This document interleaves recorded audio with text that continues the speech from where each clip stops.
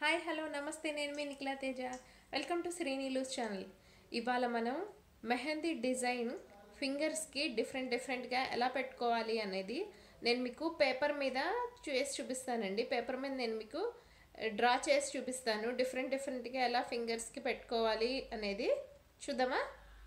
ఒక white paper తీసుకున్నానండి. White paper మీద నేను ఎన్నైతే డిజైన్స్ వేయాలనుకుంటున్నానో ఆ డిజైన్స్ అన్నీ కూడా నేను నెంబర్స్ రాసుకున్నాను వాటివి. సో ఇప్పుడు నేను ఫస్ట్ది నేను మీకు చూపిస్తున్నాను. సో మొత్తం నేను 15 వేద్దాం అనుకున్నానండి. ఫస్ట్ 12 మటుకి నేను చూపిస్తున్నాను. రిమైనింగ్ 3 అనేది 12 అయిపోయిన తర్వాత నేను చూపిస్తాను.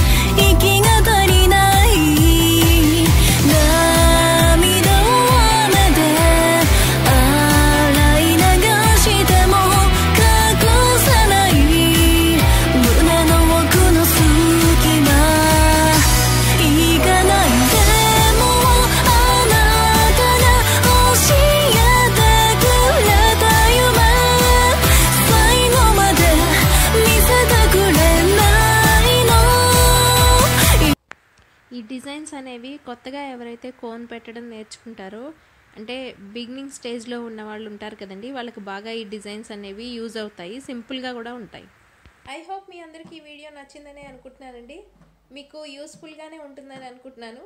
సో మన ఛానల్ ఎవరైనా ఫస్ట్ టైం చూసినట్లయితే లైక్ చేయండి, షేర్ చేయండి, సబ్స్క్రైబ్ చేయండి. సబ్స్క్రైబ్ చేసిన తర్వాత బెల్ సింబల్ని క్లిక్ చేయండి. నేను చేసే వీడియోస్ అన్నీ కూడా మీకు నోటిఫికేషన్ రూపంలో వస్తాయి. మరిన్ని కొత్త వ్లాగ్స్తో, మరిన్ని కొత్త ఐటమ్స్తో, మరిన్ని కొత్త విశేషాలతో మళ్ళీ మీ ముందుంటాను. మీ Nikhila Teja. Bye bye, see you.